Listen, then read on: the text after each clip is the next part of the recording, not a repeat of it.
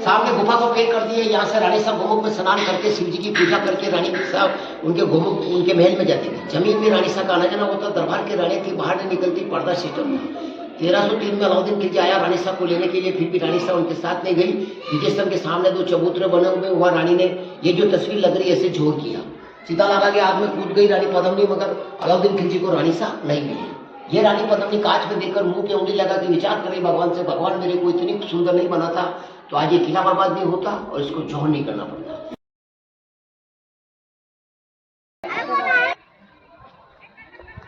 जौहर स्थल, इसी जगह पर पद्मावती ने जौहर किया था।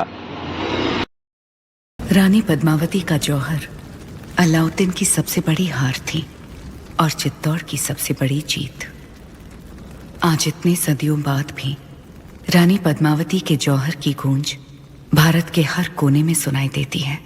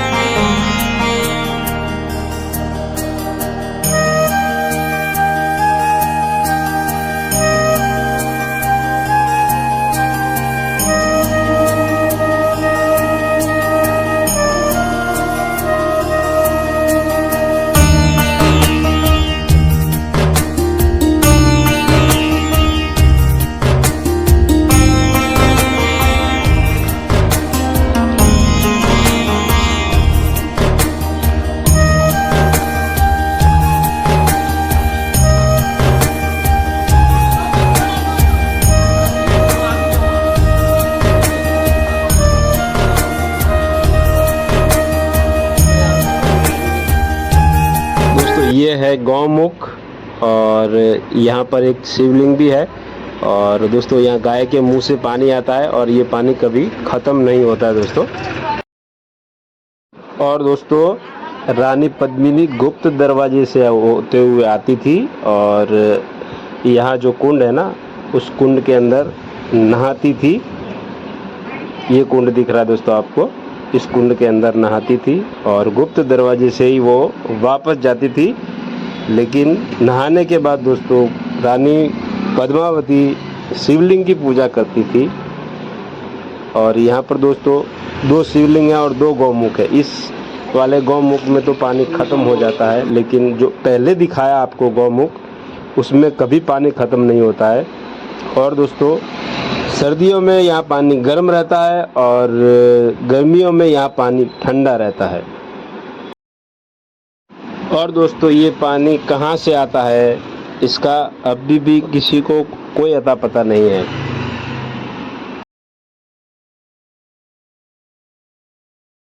तो चलिए दोस्तों अभी आपको दिखाते हैं रानी पद्मावती जिस गुप्त सुरंग से आती थी यहाँ नहाने और पूजा पाठ करने के लिए, और उसी सुरंग से वापस चले जाती थी।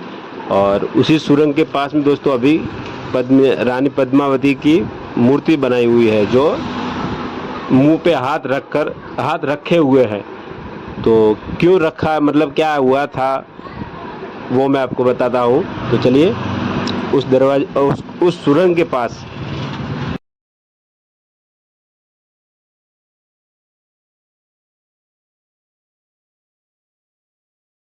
तो दोस्तों यही वो सुरंग है जहाँ से रानी पद्मावती आती थी और जाती थी। अभी तो इसके ऊपर लिखा है गुफा बंद है, लेकिन पहले यहीं से आती ही थी और जाती थी। और यह रानी पद्मावती की काल मूर्ति है।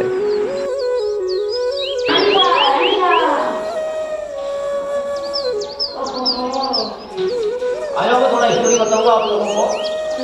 सामने गुफा को पेड़ कर दिए, यहाँ से रानी साहब गोमुख में स्नान करके शिव जी की पूजा करके रानी साहब उनके गोमुख उनके महल में जाती थी। जमीन में रानी साहब का आना जाना होता, दरबार की रानी थी, बाहर नहीं निकलती, पर्दा शीतल।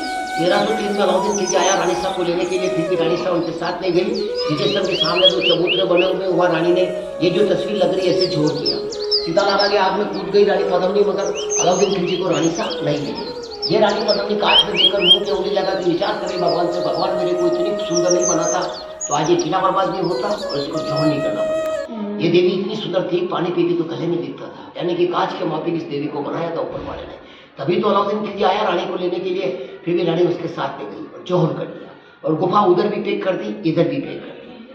सती हो गई, मगर अलाउद्दीन खिलजी को रानी साहब नहीं मिली। फिर उसको अलाउद्दीन खिलजी को गुस्सा आया, उसकी सेना को ऑर्डर दिया किले के ऊपर जितनी भी मूर्ति है सारी मूर्ति तोड़ दी, एक भी मूर्ति सलामत नहीं है। विजय स्तंभ को गौर से देखना, आपको एक भी मूर्ति सलामत नहीं मिलेगी। जो मूर्ति सलामत है उसकी पूजा होती है, ये अखंड दिया जलता है, हवन चलता है, आरती लेके पधारी है।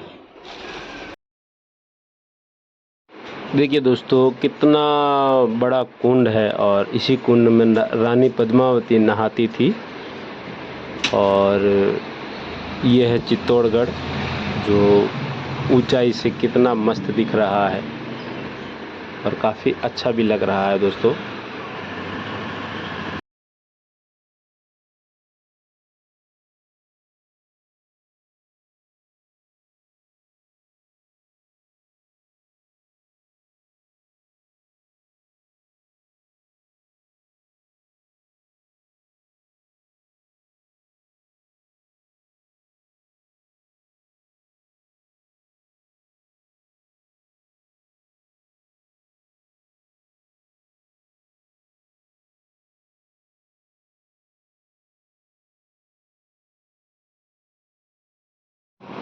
दोस्तों यही है वो स्थल, जौहर स्थल। ये बहुत गहरा हुआ करता था, करीब 60 फीट गहरा हुआ करता था, बाद में गवर्नमेंट ने बंद कर दिया।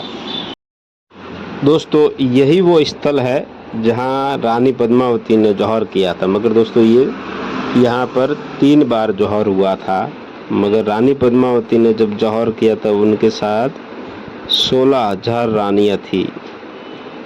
और क्योंकि अपने आप को अलाउद्दीन खिलजी के हवाले नहीं करना था, इसके लिए रानी पद्मावती ने धधकती आग में अपने आप को झोंक दिया, मतलब जौहर कर लिया। दोस्तों आपको पता है ये जौहर स्थल क्यों भरा गया? मतलब कहने का मतलब दोस्तों, ये कुंड 60 फीट गहरा था और 60 फीट गहरे में पानी कितना आएगा वो तो पता ही होगा आपको।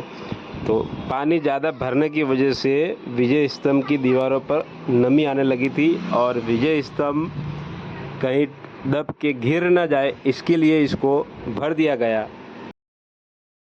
और दोस्तों जब इसको भरा था तो उससे पहले इस कुंड की सफाई की थी और सफाई में राख, हड्डियाँ और पुराने ज़माने के हीरे, मतलब कंगन और झुमके और जो भी साज श्रृंगार के जो गहने थे वो मिले। तो उससे पता चला सरकार को कि ये यही जौहर कुंड है और यहाँ पर बोर्ड भी लगाया है कि ये जौहर कुंड है।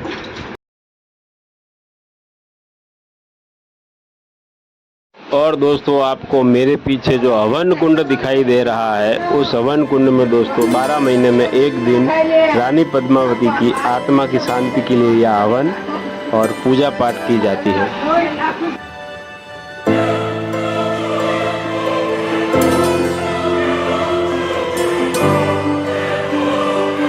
और दोस्तों ये दरवाजा दिख रहा है, ये है जौहर दरवाजा, यहाँ से एंट्री होती थी जौहर के लिए। और दोस्तों इसे कहते हैं सती स्थल। उस जमाने में ऐसी प्रथा होती थी कि किसी कारणवश पति की मृत्यु हो जाती है तो उसकी पत्नी चिता पर अपने पति को गोद में लेटा कर पति के साथ साथ जल जाती थी। दोस्तों इस दरवाजे को सेकंड जौहर कहा जाता था। जब अकबर ने 1568 में आक्रमण किया था, तब युद्ध से पहले 7,000 लेडीजों ने जौहर किया था इस दरवाजे से एंट्री करके। और दोस्तों जो आपको मंदिर दिख रहा है वो शिव जी का मंदिर है और राजा भोज ने इस मंदिर का निर्माण करवाया था और इसमें 9 फीट की शिव जी की मूर्ति है।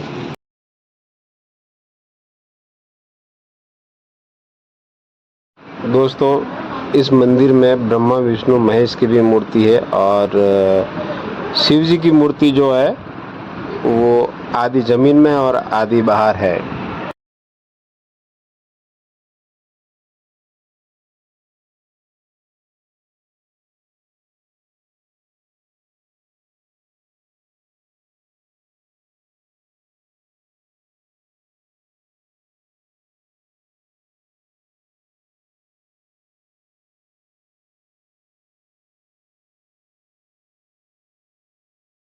दोस्तों इस टावर को टावर ऑफ विक्ट्री भी कहते हैं। यह है विजय स्तंभ और विजय स्तंभ और दोस्तों इसको शांति का दूत भी कहा जाता है। 9 ग्रह होते हैं ना शांति के लिए, तो वो 9 ग्रहों के हिसाब से इसमें 9 खंड है और इसे राणा कुंभा ने बनाया था। उस समय उस जमाने में राणा कुंभा ने 2 राज्यों पर बारी बारी से विजय हासिल की थी। इसी खुशी में ये विजय स्तंभ बनाया। और दोस्तों इसकी लागत उस जमाने में जब चांदी के सिक्के चलते थे उस टाइम इसकी लागत 90 लाख रुपए में ये तैयार हुआ था। और दोस्तों ये डमरू के आकार का है। शिव जी का जो डमरू होता है ना उसके आकार का, बीच में पतला है, ऊपर और नीचे दोनों साइड में मोटा है। और दोस्तों इसको बनाने में करीबन 10 साल लगे थे। इसकी एग्जैक्ट जो हाइट है दोस्तों विजय स्तंभ में 9 खंड है। 9 खंड में ऊपर चढ़ने के लिए दोस्तों टोटल 157 सीढ़ियाँ है। और उस टाइम मतलब लॉकडाउन के पहले ये खुला था, सभी पर्यटक देख सकते थे, लेकिन लॉकडाउन के बाद इसको बंद कर दिया। तो चलिए दोस्तों ये जानकारी आपको कैसी लगी पद्मावती के बारे में, और अब मैं अपने चैनल को करता हूँ यही पूरा। अगर वीडियो पसंद आया हो तो लाइक करना, चैनल में नए है तो सब्सक्राइब करना। मिलते हैं नेक्स्ट ब्लॉग में।